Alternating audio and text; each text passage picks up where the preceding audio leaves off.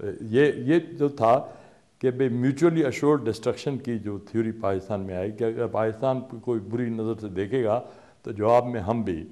اینٹ کا جواب پتھر سے دیں گے، اور وہ کیپیبلٹی پیدا کرنے کے لیے یہ ویژن اس نے دیا تھا، اور اس کی جو اشر ہوا آپ کے سامنے ہے، اور وہی اشر جنرل ضیاء الحق کا بھی ہوا۔ جنرل ضیاء الحق نے بھی پورا پیریڈ جو افغان جہاد کا تھا وہ پاکستان کا ایٹم بم بنانے کے لیے وقف کیا، جو ان کی ریگن جو ہے ہر سال وہاں ایفیڈیوٹ دیا کرتا تھا کہ پاکستان ایٹم بم نہیں بنا رہا، ایک جھوٹ وہ بھی بولا کرتا تھا اپنے، کیونکہ ان کو ضرورت تھی پاکستان آرمی کی، اور ہم بھی پورے ہماری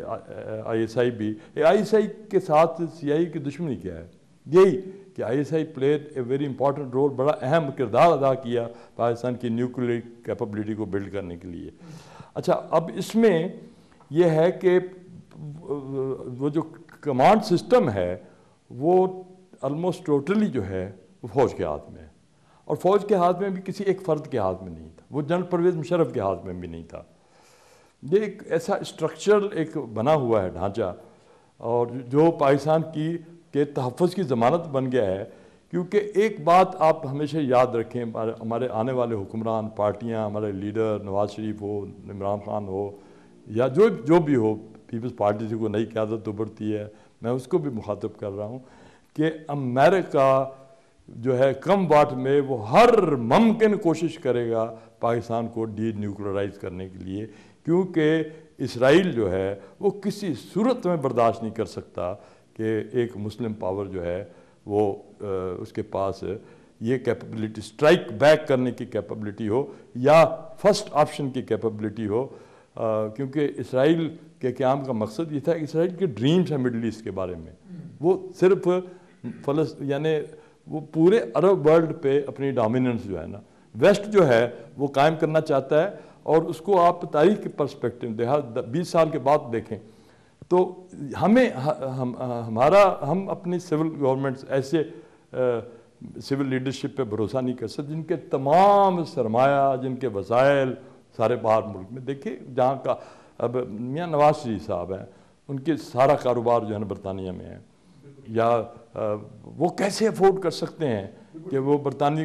مفادات کے خلاف؟ یہ بھی ایک الزام لگ رہا ہے کہ دیکھیں جی ہماری افغان پالیسی اور خارجہ پالیسی کیسی ہے کہ ہم تنہائی کا شکار ہو رہے ہیں، نہ ہمارے پڑوسی ہمارے ساتھ ہیں، نہ بین الاقوامی برادری ہمارے ساتھ ہے، ایون کہ پاکستان کے اندر اس کو پذیرائی نہیں مل رہی۔ دیکھیں وہ اگین یہ جو کچھ ہوا ہے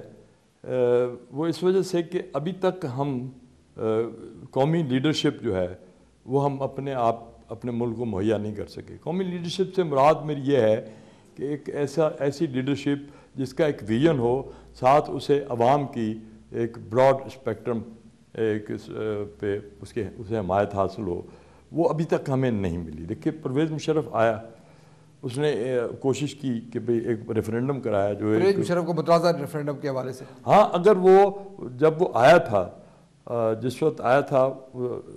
1999 میں، اگر سن 2000 میں، اس سے پہلے 9/11 سے پہلے 9/11 میں تو اس نے یو ٹرن کیا نا، پاکستان کی جو 30 سال کی پچھلی انویسٹمنٹ تھی فارن پالیسی پہ، ہماری ملٹری تھنکنگ پہ، اس نے ٹوٹلی ریورس کر دیا۔ لیکن وہ ایک ایسا بڑا حادثہ ہے جس کے اثرات جو ہے نا اس اب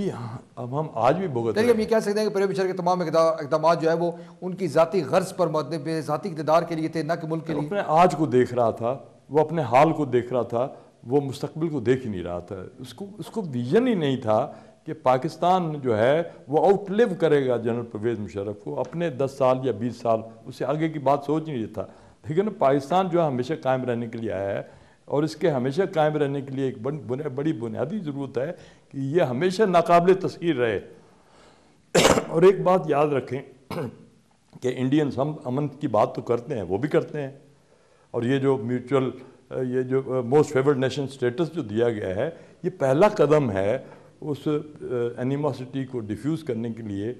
تاکہ دیکھیں انڈینز کی شروع سے کوشش رہی ہے، یہ انہوں نے پروسیس جو تھا لاہور سے شروع کیا۔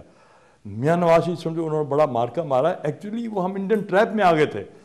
انڈینس نے اسٹیبلش کیا تو ہم تو آپ کی بہتری چاہتے ہیں، ہمارا جو سب سے بڑی ہاکش پارٹی ہے بی جے پی، جو کہتی ہے ہم پاکستان کا وجود قبول نہیں، اس کا لیڈر چل کے مینار پاکستان پہنچ گیا ہے، تو دیکھیں ہم نے کتنا بڑا، اصل میں وہ ہمیں ڈسارم کرنا چاہتے ہیں، ہمیں مینٹلی وہ ڈسارم کرنا چاہتے ہیں کہ انڈیا ہمارا دشمن نہیں ہے، ہمیں اپنے آپ کو یہ اس انڈیا کے خوف سے نکال کے اپنے وسائل جو ہے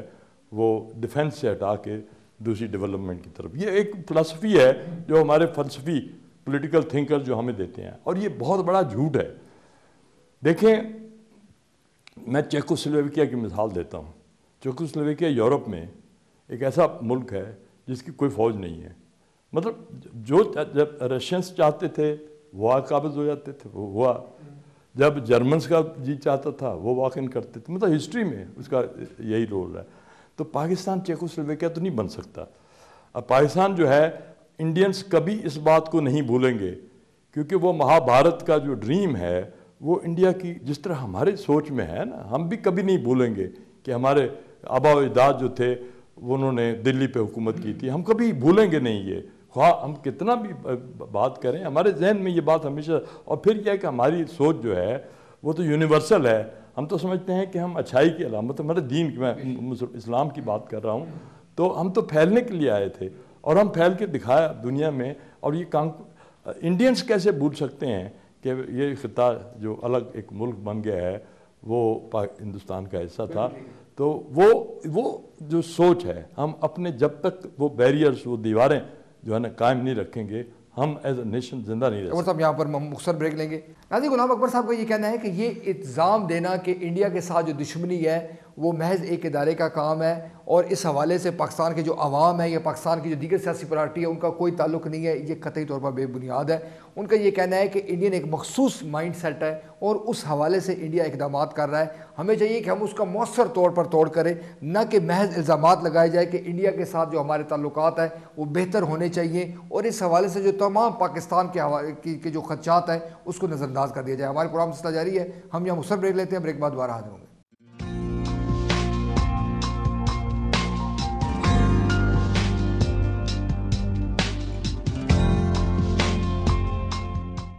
ناظرین ویلکم بیک۔ اچھا غلام اکبر صاحب بالو یہ کہتے ہیں جی دیکھیں انڈیا کے حوالے سے ایک منظم لابی جو ہے یہ کام کر رہی ہے کہ دیکھیں انڈیا کے ساتھ ہماری کوئی دشمنی نہیں ہے، ہمیں انڈیا کے ساتھ دوستانہ تعلقات رکھنا چاہیے۔ ایک بڑا میڈیا گروپ جو ہے وہ بھی اس حوالے سے اپنا رول پلے کر رہا ہے۔ تو آپ کیا سمجھتے ہیں کہ یہ جو منظم اقدامات کیے جا رہے ہیں اس کا کیا مقصد ہے، کہ کیا اس کا واقعی خطے میں امن ہے یا اس کا مقاصد کچھ اور ہے؟ دیکھیے جتنا بھی انالیسس اب تک آ رہا ہے بھارت کے کو ہم لیتے ہیں کہ تمام پولیٹیکل انالسٹ جو ہیں، جو اکنامکس کو بھی سمجھتے ہیں، وہ کہہ رہے ہیں کہ اگلی 21ویں صدی کی جو بڑی میجر 2 سپر پاورز ابھریں گی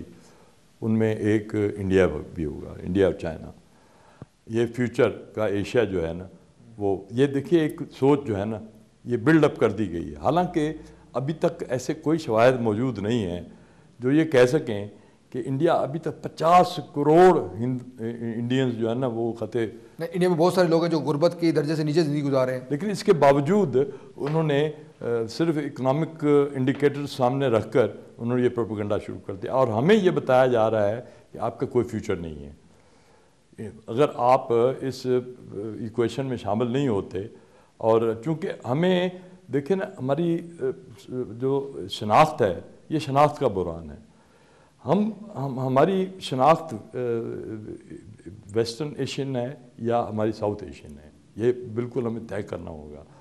ہم ویسٹ ایشیا سے آئے تھے، ہم نے انڈیا کانکر کیا، میں اس طرح سوچتا ہوں۔ اب ہمیں وہ کانکویسٹ چھوڑ کے ہمیں واپس اپنے ویسٹ ایشیا اس کے بارڈرز پہ آگے ہم نے اپنا ملک بنا لیا ہے، اور یہ ملک ہم نے ہمیشہ قائم رکھنا ہے۔ پہلی بات تو یہ ہے۔ اب اس کی جب تک کہ شناخت جو ہے ہمارے اس سے دیکھیے یہ پڑوسی ہونا جو ہے، ترکی اور روس پڑوسی ہیں، صدیوں سے جنگیں جاری ہیں ان کے درمیان۔ وہ سب یہ تو کہا جاتا ہے کہ جی دیکھیں پڑوسی جو ہے تبدیل نہیں ہو سکتا، لہٰذا پڑوسیوں کے ساتھ جو دشمنی ہے وہ مناسب نہیں ہے۔ یونان اور ترکی جو ہے یہ پڑوسی ہیں صدیوں سے ان کے درمیان، آرمینیا اور ترکی جو ہے نا پڑوسی ہیں۔ دیکھیے پڑوسی ہونے کا مطلب یہ نہیں ہے کہ آپ کی شناخت ایک ہے، ہم پڑوسی ہیں، اور پڑوسیوں میں ہمیشہ ایک رقابت کا جذبہ رہا ہے اور ہمارے درمیان ہے، یہ رہے گا۔ میں یہ نہیں کہہ رہا کہ اب آنے والے دور میں رقابت اور دشمنیاں جنگ کے میدان میں نہیں ہونی،